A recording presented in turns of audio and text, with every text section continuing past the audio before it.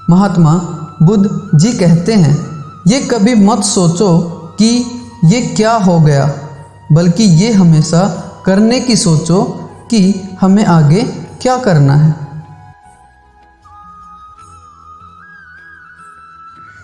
नमस्कार दोस्तों, आज मैं लेकर आया हूँ भगवान बुद्ध की एक सच्ची घटना।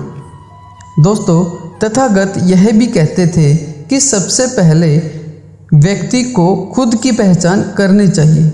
दूसरों की बजाय व्यक्ति खुद के बारे में ज़्यादा जानता है। उनका मत था कि बुराई से घृणा करो, बुरे व्यक्ति से नहीं। एक बार की बात है, किसी गांव के पास बहती नदी के किनारे बुद्ध बैठे थे। किनारे पर पत्थरों की भरमार थी, पर छोटी सी वह नदी अपनी तरल धारा के कारण आगे बढ़ती ही जा रही थी।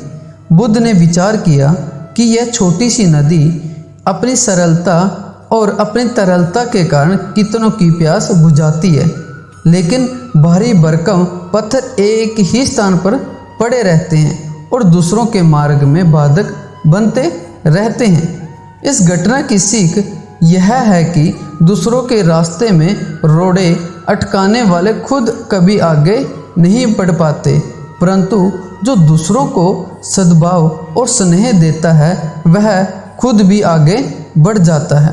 भगवान बुद्ध ऐसे ही विचारों में मगन थे कि तभी उन्होंने ग्रामीणों की एक भीड़ को अपनी ओर आते देखा। बड़ा शोर था और लोग किसी युवती की प्रति अपशब्द बोल रहे थे।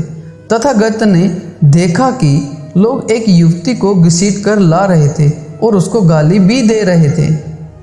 भीड़ के नज़दीक आने पर बुद्ध ने लोगों से युवती को पीटने और अपशब्द कहने का कारण पूछा। लोगों ने कहा, यह स्त्री अभिव्यचारी है और हमारे समाज के नियम है कि यदि कोई अभिव्यचारी स्त्री पकड़ी जाए तो उसे पत्थरों से कुचलकर मार डालना चाहिए। तथागत ने युवती की ओर देखा और कहा, जो तुम चाहते हो वही करो, पर मेरी एक शर्त है कि पत्थर मारने का अधिकार उसी को है जिसने कभी व्यभिचार न किया हो और न ही उसके मन में ऐसे कभी विचार आए हो। इतना कहकर तथागत शांत हो गए और चारों ओर मौन था। कुछ समय बाद लोगों की भीड़ मन में पश्चाताप का भाव लिए हुए वहां से विदा हो गए।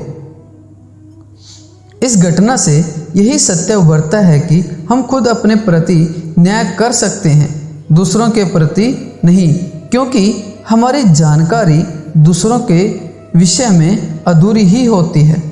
यदि हम किसी के प्रति न्याय करना चाहते हैं तो उसे ऐसा प्यार और स्नेह मिलना चाहिए कि खुद ही अपने दोषों को स्वीकार कर लें और पुनः न दोहराने का वर्त लें।